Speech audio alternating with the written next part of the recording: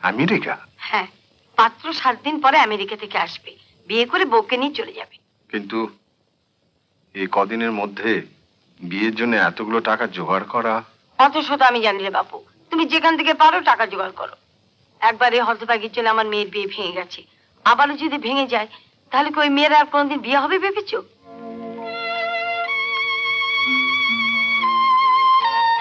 কিন্তু যা একেবারেই অসম্ভব। ও সম্ভব অসম্ভব আমি বুঝি না, টাকা তোমাকে জোগাড় করতেই হবে। তুমি বুঝতে পারছো না, প্রভিডেন্ট ফান্ড থেকে সব টাকা তুলে অরিজিৎ বাবু দেনা শোধ করেছে। এখন এই মুহূর্তে এতগুলো টাকা। অত শত আমি জানি না, এই বিয়ে যদি ভেঙে যায় তাহলে কিন্তু আমি গায়ে আগুন জ্বালিয়ে দেবো, এই তোমায় বলে দিলাম।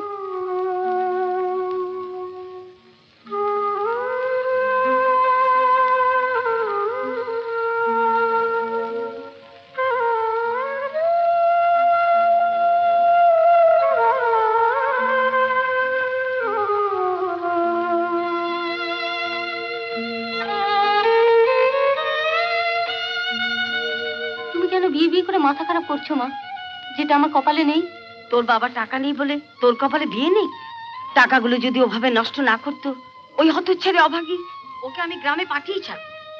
দেখো মা, ওই বিয়েটা ভাঙার পেছনে অভাগীর কোনো দোষ ছিল না, তুমি সেটা ভালো করেই জানো। কেন শুধু বেচারিকে বারবার এর মধ্যে টেনে আনো? তুইও দেখছি তোর বাবা মামা আর চয়নের মতো হয়েছিস, কিছু বলে একবার খ্যাক খ্যাক করে উঠিস। এতদিন ধরে তো অভাগীকে দেখছো মা, সত্যি করে বলো তো, ও আমাদের সংসারের জন্য কি না করে? আমার বিয়ে না হয়ে যদি ওর বিয়ে হতো, আমি আরো বেশি খুশি হতাম। এখানে আমার বাবা মা দাদা সবাই আছে, ওই হতভাগীর কি আছে বলো তো মা? ওর ভাবনা ছেড়ে এবার নিজের কথা ভাব। একবার তোর মামাকে টাকার কথা বলবি নাকি? আমার থেকে তোমার ভাইয়ের অবস্থা তুমি আরো ভালো করে জানো মা। তোমার মামার হার্ট অপারেশনের সময় মামা নিজের সমস্ত জমানো টাকা, এমনকি প্রভিডেন্ট ফান্ডের টাকাও না, মানে আমি বলছিলাম যে তুই বললে হয়তো অন্য জায়গা থেকে ধার করে এনে দিত। না, আমি পারবো না। আর তুমি এত ব্যস্ত হচ্ছ কেন? বিয়ে হবার সময় হলে ঠিক হয়ে যাবে। আর তুমি জানো এই ব্যাপারে বাবাকে কিছু বলো না, এখন আমার বাবার সামনে দাঁড়াতেই লজ্জা করে।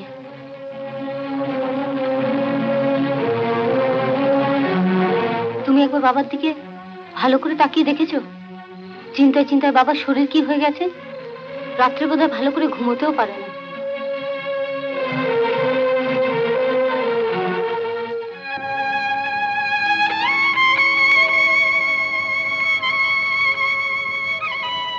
কাকা বাবু, এত রাত হলো এখনো ঘুমোসনি? আপনার চোখে জল কাকা বাবু? কই না তো, ঠান্ডা লেগে গেছে বলতে।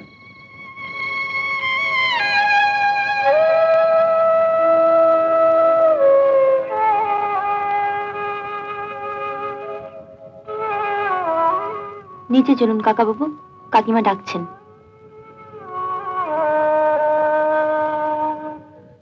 ওর ডাকা মানে তো ওই এক কথা, পিঙ্কির বিয়ে। যা হবার নয়।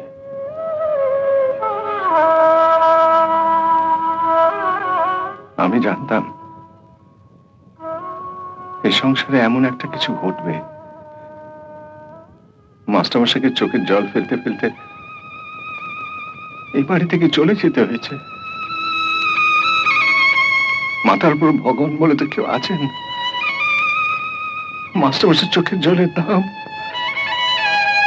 এই সংসারকে চোখের জল দিয়ে দিতে হবে।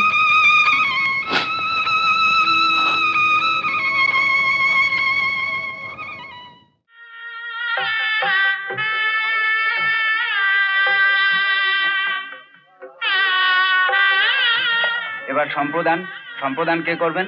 হুজুর এখানে উপস্থিত আছেন, ওর জন্যই তো আজ আমার এই স্বাদ পূর্ণ হচ্ছে।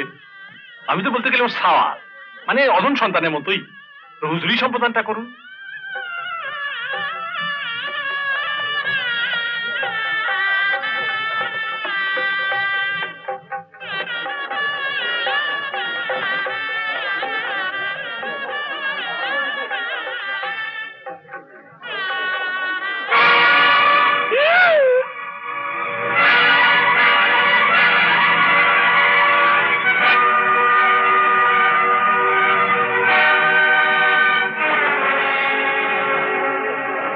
বাবা, তুমি এখানে?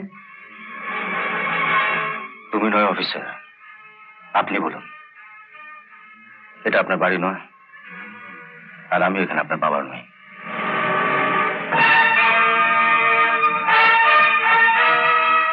তা আপনি এখানে এলেন কেন? আমি এসেছি আমার মক্কেল সম্রাট চক্রবর্তীর কাছ থেকে।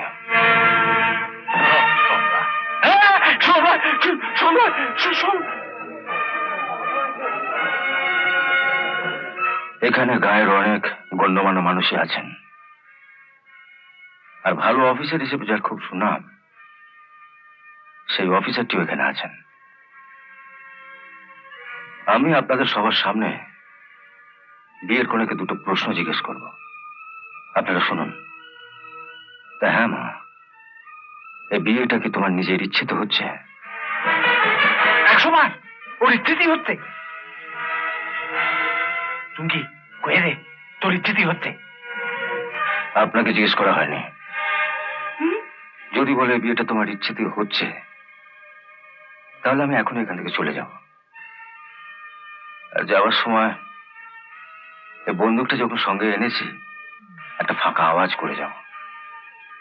এ বিয়ে তো অনেক বাজি তো ফাটছে, তা বাজি না ফাটিয়ে ওই আওয়াজ দিয়ে নবদম্পতিকে আমার শুভকামনা জানিয়ে যাব। আর যদি বলো না, তোমার ইচ্ছেতে নয়, তোমার ইচ্ছের বিরুদ্ধে এরা তোমাকে জোর করে বিয়ে দিচ্ছে, তাহলে একটা পুলিশ অফিসার কেন, পশ্চিমবঙ্গের তামাম পুলিশ অফিসারের গ্রামটাকে ঘিরে রাখলেও আমি তোমাকে এখান থেকে তুলে নিয়ে যাব।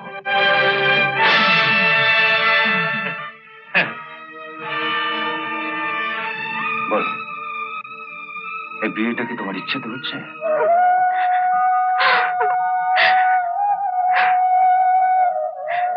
কাঁদছো কেন? কাঁদছো কেন? কাঁদবে তুই পান্ডালা, যার চোখের সামনে থেকে আমি তোমায় তুলে নিয়ে যাচ্ছি। আপনি ওকে নিয়ে যেতে পারেন না। আচ্ছা অফিসার, আপনার গায়ে পুলিশের পোশাকটা কি করে উঠলো? এদিকে আপনার শুনছি খুব নাম ডাক, অথচ আইনের তো বেশিও বোঝেন না। আপনি কি জানেন 18 বছর পেরিয়ে গেলে একটি মেয়ে সাবালিকা হয়, আর তখন তার ইচ্ছের বিরুদ্ধে তার বাবা মা তাকে জোর করে বিয়ে দিতে পারে না। আসুন, আজ সবার সামনে আইনের প্রথম পার্টটা আপনাকে মনে করিয়ে দিই।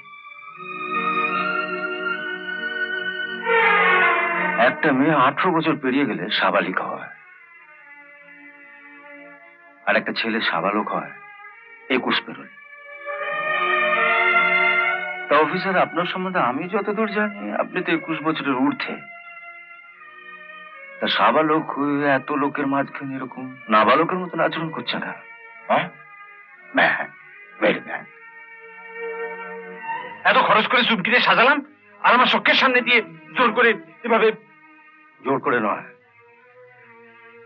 আপনি আইনের কিছু না বুঝলেও মনে হয় এই অফিসারটি কিছু বোঝে, তাই আর বাধা দেবার চেষ্টা করেনি। চল চল। ওহো, এখানে আসার সময় কোর্ট থেকে একটা ইনজাংশন নিয়ে এসেছিলাম বিয়েটা ভাঙার জন্য। ইনজেকশন? ইনজেকশন নয়, ইনজাংশন, মানে নিষেধাজ্ঞা। আপনি নেবেন পালাবো? আপনি নেবেন না আমি জানতাম। আপনি তো একে নিতে চেয়েছিলেন, এটা নিতে কি আর মন চাইবে?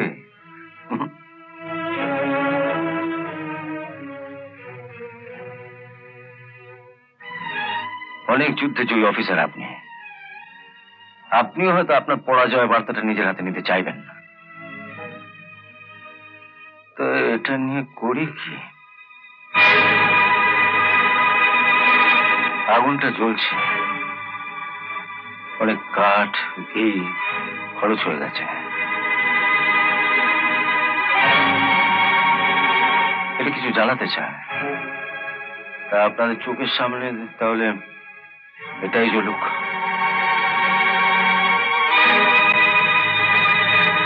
অবশ্য পান্নাবাবুর কবরটা এটা আগেই পুড়িয়ে বসে আছে। চল। আরে এই! এই! আমার বউ এসে শুয়ে পড়লে? না না, তৈরি হয় না, তোরা তৈরি হয় না। কোথায় যাব? কোথায় যাবো মানে? 7টা লগ্ন, এখন বলছিস কোথায় যাবো? এই বিয়ে আমি করতে পারবো না। বিয়ে করতে পারবি না? না। কেন? কেন?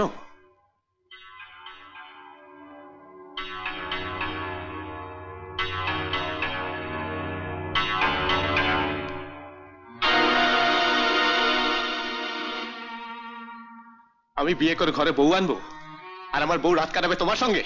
কি বললি? যত বড় মুখটা তত বড় কথা।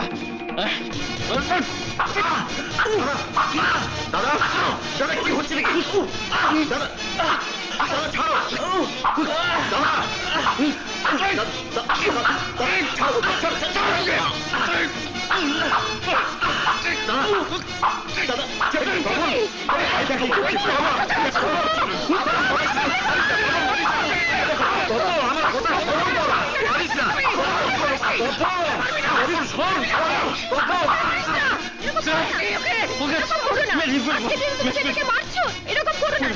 ওরা এত বড় সাহস আমায় বলে কিনা, রাস্কেল, রাস্কেল।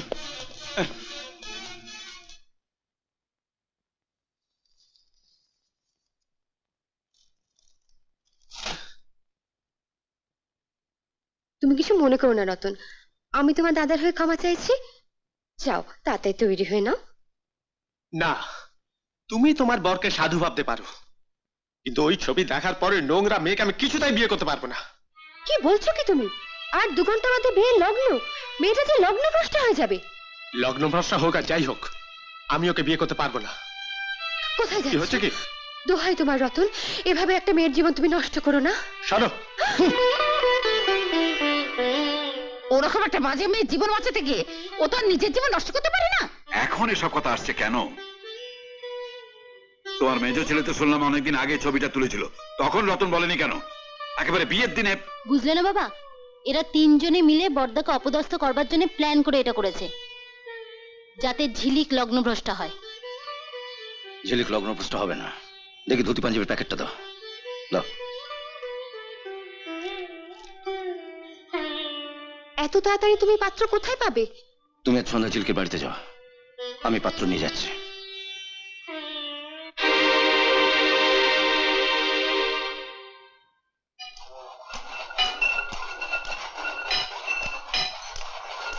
অয়েলিংটা ঠিক হয়েছে?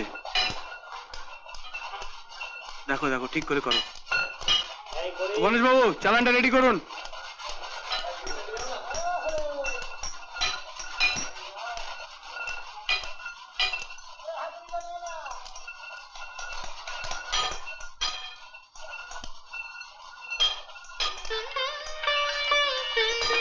দাদা আপনি?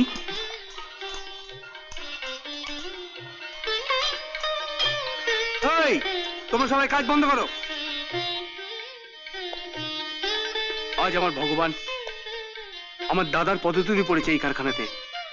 আজ তোমাদের সকলের ছুটি।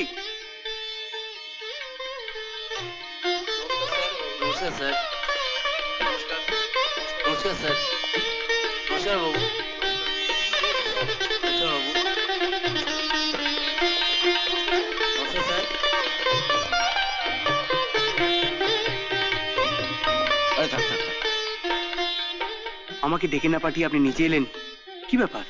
তোর মনে আছে তোকে একবার আমি বলেছিলাম আমার কোনো দরকার পড়লে তোকে আমি বলবো? হ্যাঁ মনে আছে। ও দিনের কথা কি আমি কোনোদিন ভুলবো?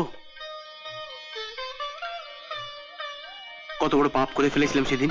শোন, আজ আমি খুব বিপদে পড়ে তোর কাছে এসেছি। বলুন দাদা, আমি আপনার জন্য কি করতে পারি? এতে ধুতি পাঞ্জাবি আছে, যা পড়ে আয়। আমার এক ছাত্রীকে তোকে বিয়ে করতে হবে। আপনি আমার চেম্বারে বসবেন, চলুন, আমি এক্ষুনি রেডি হয়ে আসছি। একবার জানতে চাইলি না তো মেয়েটিকে কেন আমি তোর সঙ্গে বিয়ে দিতে চাইছি? আপনি বলেছেন এটাই যথেষ্ট। আমি জানি এই পৃথিবীতে অন্তত একটি লোক আছে যিনি আমার ক্ষতি চাইবেন না। May God bless you. ভগবান তোর মঙ্গল করো।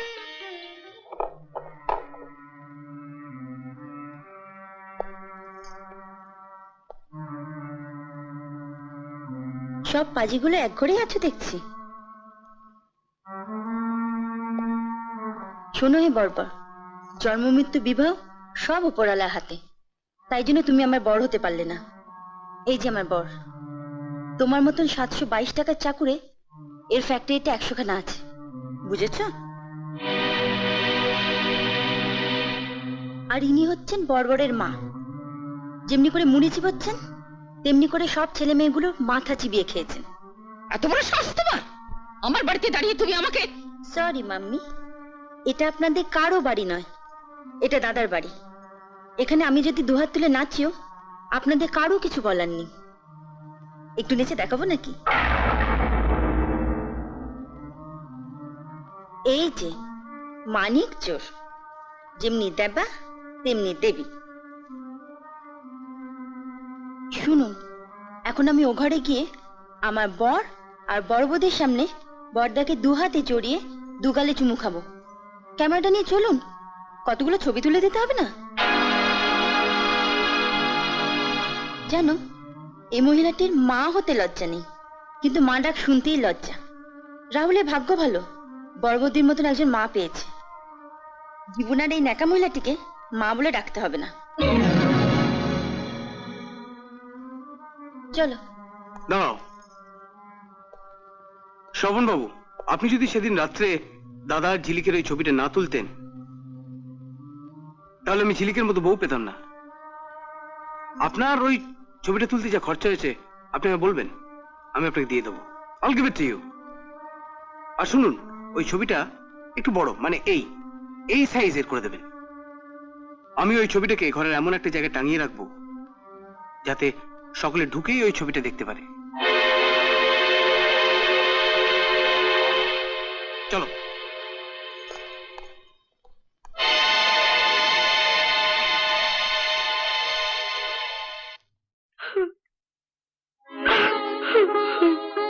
बहन जी ना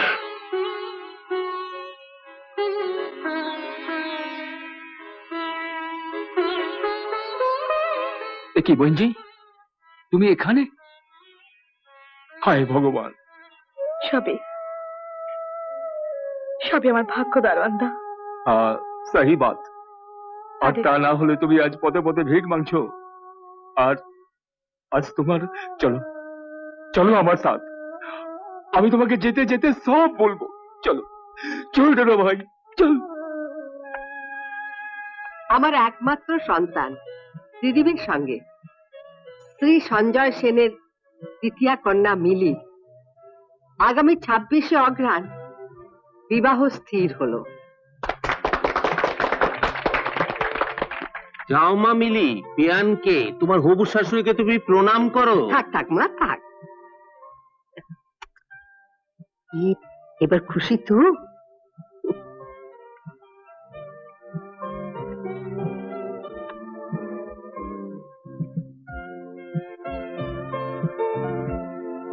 দিদি, তুই এদিকে আয়, আংটিটা তুই পরিয়ে দে।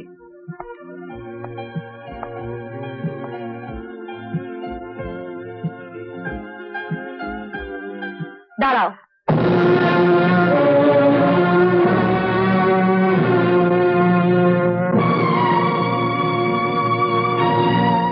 ওর হাতে আংটি পরিয়ে দেওয়ার আগে বলো এই আংটিটার কি হবে?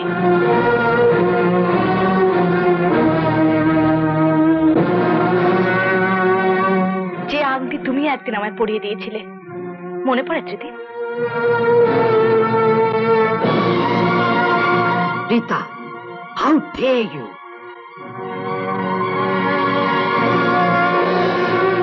সেদিন একটা গল্প বলেছিলে, তাতে সুবিধা করতে পারোনি বলে আজ একটা নতুন গল্প ফেলে আমাদের আবার ব্ল্যাকমেইল করতে এসেছো। ব্ল্যাকমেইল তো আপনারাই করছেন মাজি, মোহন সিং, আমি তার সাক্ষী আছি। Shut up! এ আপনার কেমন ইনসাফ মাজি?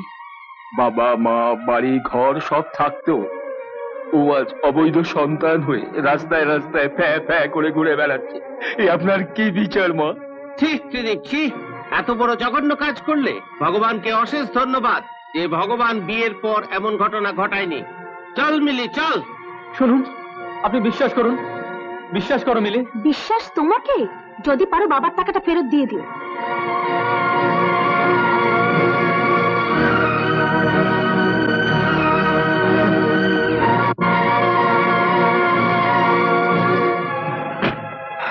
স্যার আমাকে ছেড়ে দিন, যেতে দিন আমাকে। আপনি কিন্তু আবার একটা ভুল করতে যাচ্ছেন। কি বলতে চাইছেন আপনি? আমি সব বুঝতে পারছি স্যার, আমি থাকতে আপনি কেন, 20 দাঁত কি করে ভাঙতে হয় ফটিক ব্যানার্জি খুব ভালো করেই জানে। মা, মা, মা তুমি কোথায় যাচ্ছ? বাড়ি। কিন্তু কেন? মোহন সিং, বলেন। তুমি গাড়িতে গিয়ে বসো। জি মাজি। তোর মনে যদি এই ছিল এই রীতাকে স্ত্রী হিসেবে গ্রহণ করা, তাহলে তুই সকলের সামনে আমাকে এরকম অপদস্থ করলি কেন? মা, মা, আপনি যাবেন না। একবার আপনার সেবা করার সুযোগ দিন, একবার।